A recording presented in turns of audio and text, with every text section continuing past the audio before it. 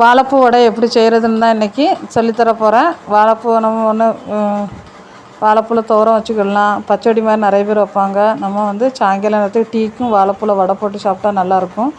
மேலே இருக்கிற அந்த பழைய சோப்பு தோல் அடர்ந்துருக்கிறதெல்லாம் நம்ம வேஸ்ட்லாம் எடுத்துக்கிட்டு நல்லா வெள்ளை கலர் வரந்தனே அடர்த்திக்கிடணும். அதுக்கப்புறம் ஒரு பாத்திரத்தில் கொஞ்சமாக தண்ணி வச்சு அதில் மஞ்சப்பொடி கொஞ்சமாக உப்பு சேர்த்துக்கிடுங்க. உப்பு சேர்த்து இந்த வாழைப்பூ அதில் வெட்டி போட்டோம்னா வாழைப்பூ வந்து எவ்வளோ நேரம் இருந்தாலும் வாழைப்பூ வந்து கருக்காது. அதேமாரி அந்த பூக்களில் எதுவும் கடுப்பு மாதிரி இருந்தாலுமே அது போயிடும்.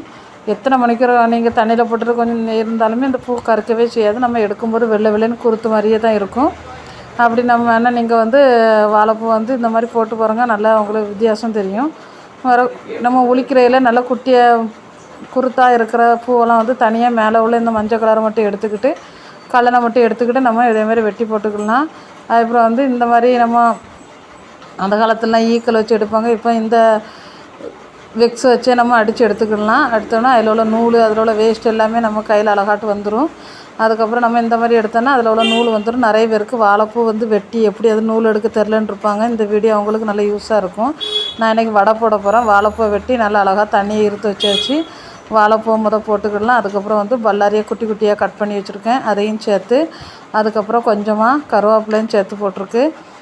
கொஞ்சம் பச்சை மிளகாயும் சேர்த்து கொஞ்சம் மட்டும் நம்ம என்னச்சுன்னா கடலை மாவு. நிறைய பேர் பருப்பு அரைச்சி போடுவாங்க. நான் வந்து பருப்பு அரைச்சி போடுறது கிடையாது. எப்போயுமே கடலை மாவு தான் போடுவேன். அதனால் வந்து கொஞ்சமாக கடலை மாவு, அதுக்கு வத்தப்பொடி போட்டுக்கலாமா, வத்தப்பொடி கொஞ்சம் கரம் மசாலா போடலாம். கரம் மசாலா போடலாம். பருப்பு வச்சு போடுறாலும் வந்து காயப்பொடி போடுவாங்க. நான் வந்து பருப்பு சேர்க்காதனால போடலை. கடலை மாவு கொஞ்சமாக போட்டிருக்கேன். செல்லை ஆன் பண்ணாமல் ஆகிட்டு கடலை மாவு கொஞ்சம் போட்டு கார்ன்ஃப்ளவர் போட்டிருக்கேன். அதுக்கப்புறம் கொஞ்சமாக அரிசி மாவும் போட்டிருக்கு.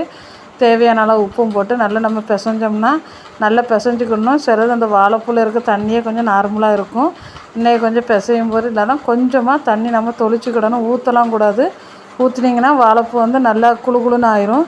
அதனால் கொஞ்சமாக தண்ணி தொளித்து நல்லா பிசைஞ்சு வச்சுக்கிடலாம். பிசைஞ்சு வச்சா நல்ல மாவு இது எல்லாம் சேர்ந்து ஒன்றா சேர்ந்து நல்லா கலவையாகி வந்துடும். அதுக்கப்புறம் நம்ம வந்து நல்லா எண்ணெயை சூடு பண்ணிவிட்டு சின்ன சின்ன பவுலாக பிடிச்சி நம்ம தட்டி போட்டோமாக்கும் வாழைப்பூ வடை ரெடி ஆயிரும்.